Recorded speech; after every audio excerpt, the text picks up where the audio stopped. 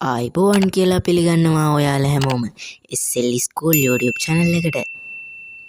ඉතින් අද මම ඔයාලට අරන් ඇවිල්ලා තින්නේ අද 9 ශ්‍රේණිය සිංහල පෙළ පොතේ දෙවනි පාඩමේ දෙවනි කොටසේ ලිඛිත අභ්‍යාසයට පිළිතුරු. ඉතින් යාළුවනේ ඔයාලට විශේෂයෙන් මතක් කරන්න දෙයක් තියෙනවා. අපේ channel එකේ 1k subscribe මේ ළඟදී තමයි හම්බ වුණේ. ඉතින් මට මේක ගැන කිසිම වීඩියෝ එකක් කරන්න උනේ නැහැ. මොකද කිව්වොත් අපේ ඉස්කෝලේ එක්සෑම් එක තිබුණු හින්දා. ඉතින් යාළුවනේ මම ඔයගොල්ලන්ට පොරොන්දු වුණානේ අලුතෙන් ඉන්ට්‍රෝ වීඩියෝ එකක් හදනවා කියලා. ඉතින් මම අලුතෙන් ඉන්ට්‍රෝ වීඩියෝ එකකුත් ළඟදිම ඔයාලට අරගෙන එනවා. මේ වීඩියෝ එකකින් ඉවර වෙද්දි ඔයාලට සමහර වෙලාවට ඒ වීඩියෝ එකත් බලා ගන්න පුළුවන් වෙයි.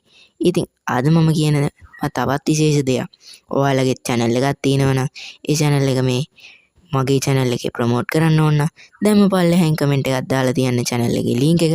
මම අනිවාර්යයෙන්ම මේ වීඩියෝ එක කොටසක් විදියට ඔයාලගේ channel එකත් ප්‍රොමෝට් කරලා දෙන්නම්. එහෙනම් ඉතින් අපි යමු අපේ අද වීඩියෝ එකට.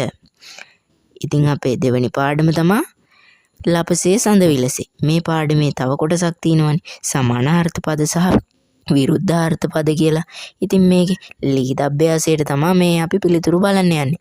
පහත සඳහන් පදවලට සමානාර්ථ පද 3 බැගින් සොයා ලියන්න. ඉතින් සිංහයා කියන එකට කේශර, කෙසර, බාසුරු කියලා ගන්න පුළුවන්. ඉතින් යාළුවනේ මේක සමාන පද පොතකිනුත් හොයාගන්න පුළුවන් වෙනවනේ. ඒ වගේම දෙවෙනි ප්‍රශ්නේ තියෙන්නේ කාන්තාව කියන එකට සමාන පද 3ක්. ඉතින් මේකෙදි කාන්තාවට සමාන පද මං 4ක් අරගෙන තිනවා. ඔයාලට කැමති සමාන පදයක් මෙතෙන්දි ගන්න පුළුවන්. කත, ලිය, වනිතා, ස්ත්‍රී. ඉතින් මේ 4ම ඔයාලට ගන්න පුළුවන්. ඉතින් ඊළඟට අපි බලමු ගෙය කියන එකට සමානාර්ථ පදෙන් මොකක්ද කියලා. නිවස, ගරය, විමානය.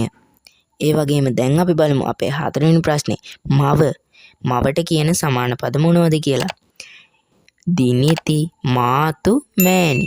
ඉතින් මේ තුනම ඔයාලගේ පොතේ ලියා ගන්න පුළුවන්. ඒ වගේම මේව ඔයාලා කටපාඩම් කරලා තියා ගන්න ඕන. මොකද මේවා අනිවාර්යයෙන්ම ඔයාලගේ එක්සෑම් එකට අහන්න පුළුවන් හින්දා.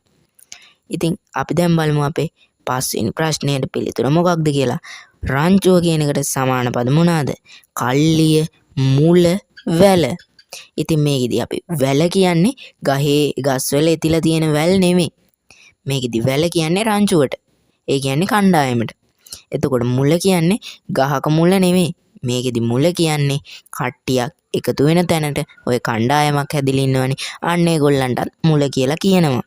කල්ලිය කියන එක නම් ඕගොල්ලෝ දන්නවනේ. ඉතින් දැන් අපි බලමු අපේ 5 වෙනි ප්‍රශ්නෙට උත්තරේ 6 වෙනි ප්‍රශ්නෙට මොකක්ද උත්තරේ කියලා. ඉතින් දක්ෂ කියන එකට උත්තරේ තමයි ජගත්, නිපුණ, ශාක්‍ය.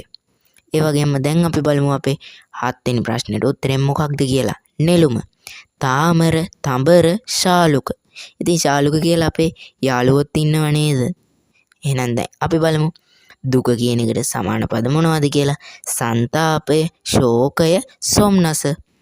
ඉතින් යාළුවනේ දැන් අපි බලමු කුරුළු කියන එකට සමාන පද මොනවද කියලා. සකල, විහඟ, සියොත්. ඒ වගේම දැන් අපි අවසාන වශයෙන් බලමු අපේ 10 වෙනි ප්‍රශ්නය. රජ කියන එකට සමාන පද මොනවද කියලා. නරපති, මිහිපල්, නරපති. ඉතින් මේ තුනම ඔයාලට ගන්න පුළුවන්. ඉතින් යාළුවනේ ඔයාලට මේවයි මොනවා හරි ගැටලුවක් තියෙනවනම් පල්ලෙහාන් කමෙන්ට් කරන් යන්න පුළුවන්. ඒ වගේම ඔයාලට තවත් මගෙන් දැනගන්න මොනවා හරි ප්‍රශ්න තියෙනවනම් අනිවාර්යයෙන්ම පහලින් කමෙන්ට් කරන් යන්න.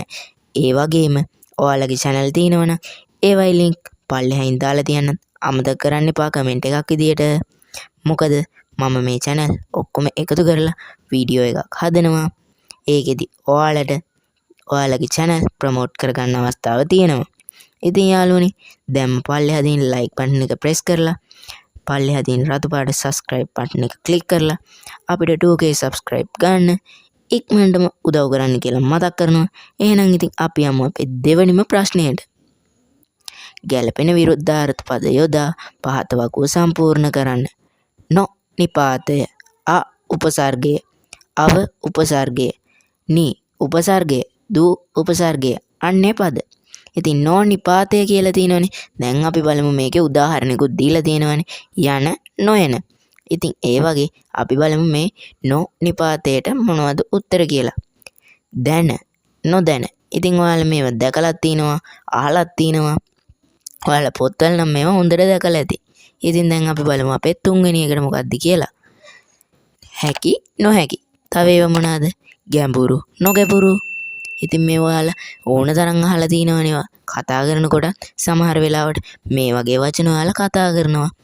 ඒ වගේම තමයි ඔයාලගේ පොත් කියවද්දිත් ඔයාලට මේ වගේ වචන ඕන තරම් හම්බ වෙනවා. දැන් අපි බලමු ආ උපසර්ගයට මොනවද කියලා. සම, අසම. අන්න එහෙම තමයි. දැන් ඒ කියන්නේ ආ උපසර්ගය කියන්නේ දැන් සම කියලා තියෙනවනේ. සම කියන එකට ඉස්සරහින් සම කියලා එන්න කලින් අයන්න එකතු කරලා. ඒ කියන්නේ සම අසම. ඒ කියන්නේ ප්‍රකට අප්‍රකට. ඊළඟට තියෙන්නේ සමගි. සමගි කියන එකේ ආ උපසර්ගයක් වුණාට පස්සේ තියෙන්නේ මොකක්ද? අනිවාර්යෙන්ම පල්ලෙහෙන් කමෙන්ට් කරන් යන්න. අසමගි. කල් අකල්. අව උපසර්ගය. අව උපසර්ගය කියන එකට උත්තර බලමුකෝ දැන් අපි. මගුල්, අව මගුල්. ඉතින් මේකේ අර්ථ දෙකක් තියෙනවා. මගුල් කියන්නේ සාදයට. එතකොට අව මගුල් කියන්නේ කෙනෙක් මැරුණට පස්සේ අපේ ගෙවල් වල තියෙන අවමංගල්‍ය උත්සවයට. ඉතින් දැන් අපි බලමු අපේ ඊළඟ එක. වර්ණ, අවර්ණ. ඒ කියන්නේ පාට, පාට නැති. දැන් අපිට වතුර ගත්තොත් අවර්ණයි කියලා කියන්න පුළුවන්. ඒ වුණාට අපිට කලරින් දාපු බීම එකක් ගත්තොත් ඒක වර්ණක අඩංගුයි කියලා කියන්න පුළුවන්. ඉතින් මේකෙදි බලමු රූපක, අවරූපක. ඊළඟ එක නඩු, අවනඩු. ඊළඟට නී උපසර්ගය. දොස්, නිදොස්. මේව ඔයගොල්ලෝ ඕන තරම් ප්‍රවෘත්ති වලදීත් ඇහිලා තියෙනවනේ. දොස්, නිදොස් කියලා. ওই වගේ යුගල පද ඇහිලා තියෙනව නේද ඕන තරම්. අනිවාර්යෙන්ම පල්ලෙහින් කමෙන්ට් එකක් දාන්නලා තියන්න. අමතක කරන්න එපා මේ වගේ මට අමතක වෙච්ච මොනවා හරි යුගල පදයක් තියෙනවනම් අනිවාර්යෙන්ම පල්ලෙහින් කමෙන්ට් කරන් යන්න. අමතක කරන්න එපා. සරු, නිසරු. සරු කියන්නේ හොඳට වැඩුණු. නිසරු කියන්නේ හොඳින් නොවැඩුණු. හඬ, නිහඬ. හඬ කියන්නේ ഘോഷාව. එමත් නැත්නම් අපේ කතා කරන හඬ. එතකොට නිහඬ කියන්නේ කිසිම හඬක් පිට වෙන්නේ නැති. වැරදි, නිවැරදි. ඉතින් වැරදි කියන්නේ අපේ ප්‍රශ්නයක් වැරදුනා නම් වැරදි කියලා කියනවා. අපේ ප්‍රශ්නයක් හරි ගියා නම් නිවැරදි කියලා තියෙනවා. ඉතින් ඔයාලට මේක ඕන තරම් ප්‍රශ්න පත්‍ර වලදී බලා ගන්න පුළුවන් වෙනවා. ඊළඟට තියෙන්නේ දු උපසර්ගය. ඒකේ මම දීලා තින්නේ සිරිත්, දුසිරිත්. අන්න ඒ වගේ තමයි. සිරිත් කියන්නේ අප විසින් කළ යුතු දේ. දුසිරිත් කියන්නේ අප විසින් නොකළ යුතු දේ. ඒ වගේම තා මොනවාද තියෙන්නේ? බල, දුබල. සුදන, දුදන. සුබල, දුබල. අන්නේ පද උඩ, බිම. කිසිසේත්ම මේ දෙක එක ළඟ සමාන වෙන්නේ නැති පද. උඩ කිව්වොතින් උඩට අසමාන පදේ තමයි බිම. අහස කිව්වොතින් පොළොව. හොඳ කිව්වොත් නරක. ඉතින් යාළුවනේ ඔන්න ඔය ප්‍රශ්න ටික තමයි අද අපිට කතා කරන්න තියෙන්නේ. එහෙනම් ඉතින් ඔයාලට මේක මොනවා හරි දෙයක් මග ඇරුණා නම් ඒ වගේම මේක මොකක් හරි ගැටලුවක් තියෙනවා නම් පල්ලෙහෙන් කමෙන්ට් කරන් යන්න අමතක කරන්න එපා. ඒ වගේම මම දැන් මේ වගේ වීඩියෝස් ඕන තරම් ඔයාලට අරගෙන එනවා. ඔයාලගේ පාඩම් සියල්ලම එක පිට වීඩියෝස් දානවා. අනිවාර්යෙන්ම මම දැන් ගොඩ දවසකින් වීඩියෝ දැම්මේ නැති හින්දා මේ channel එක වීඩියෝ දාන හින්දා දැන් ඔයාලට කරන්න තියෙන්නේ පහළ තියෙන රතු පාට subscribe button click කරලා ඊළඟම තියෙන bell icon එක all press කරලා තියාගන්න.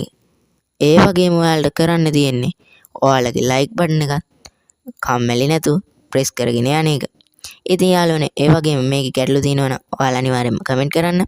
ඒ වගේම ඔයාලගේ channel එකක් තියෙනවා නම් අනිවාර්යෙන්ම පල්ලෙහායින් channel එකේ link එක දාන්න අමතක කරන්න එපා. එහෙනම් ඉතින් අපි අදට ගිහින් එන්නම්. ඔයගොල්ලෝ හැමෝටම සුබ දවසක්. තවත් අලුත් වීඩියෝ එකකින් හමු වෙමු. ඒ වගේම ඔයාලගේ මොනවා හරි දැනගන්න සිංහල විෂය පිළිබඳ ප්‍රශ්න තියෙනවනම් අනිවාර්යෙන්ම කමෙන්ට් එකක් විදියට දාලා තියන්න. මම ඒකට අනිවාර්යෙන්ම රිප්ලයි කරන්නම්. ඉතින් යාළුවනේ මම ඔයාලට කිව්වනේ මම channel එකක් ප්‍රමෝට් කරනවා කියලා හැමෝගෙම. ඉතින් අද අපිට ඇවිල්ලා තියෙන channel එක තමයි මේක මේ වීඩියෝ එකෙන් ප්‍රමෝට් කරන්න තමයි මම හිතාගෙන ඉන්නේ. ඉතින් මේ channel එකේ නම තමයි කවියු බෝයි. මම මේකේ link එක පළවෙනි comment එක හැටියට pin කරලා තියන්නම්. මේ අපේ පුංචි යාළුවෙක්ගේ YouTube channel එක. ඉතින් ඔයාලට පුළුවන් මේ channel එකට ගිහිල්ලා මේ channel එකේ videos උත් බලලා මෙයාගේ channel එක subscribe කරන්න. ඉතින් මේ විදිහට subscribe කරලා bell icon එකත් all press කරලා තියාගන්න. එතකොට එයා දාන videos උත් මේ විදිහට ඔයාලට බලන්න පුළුවන්. ඉතින් මේ channel එකේ දාන videos උත් ගොඩක්ම ලස්සනයි. එහෙනම් ඉතින් අපි මතක් කරනවා අද video එකේ ඉඳලා මම channel උත් promote කරනවා. ඒ කියන්නේ ඔයාලගෙන් කිසිම මුදලක් අය කරන්නේ නැතුව තමයි මේ channel promote කරන්නේ. ඉතින් යාළුවනේ ඔයාලා අනිවාර්යයෙන්ම මේ channel එක subscribe කරලා මේ අපේ පුංචි යාළුවට support එකක් දෙන්න. එහෙනම් ඉතින් ජය වේවා.